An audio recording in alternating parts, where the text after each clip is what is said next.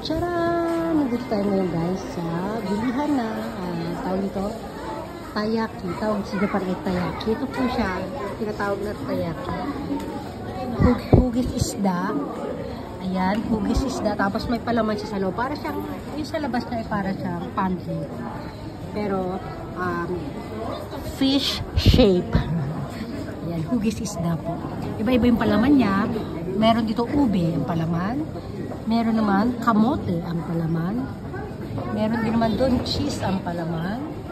Meron din siyang, ito palang pink strawberry para ito. Strawberry flavor po itong pink ha. Tapos itong kulay yellow na ito ay kamote.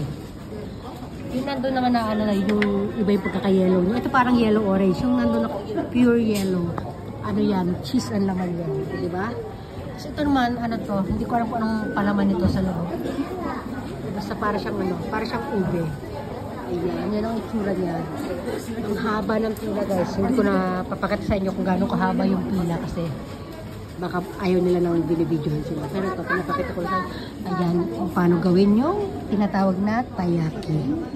Ayan, ayan, ilang ano pa, pang-apat pa ako. Pero yung mga nasa likod ko, siguro nasa ano pa. Nasa 8. O, diba? Yung iba nga nag-alisa na, ayan na,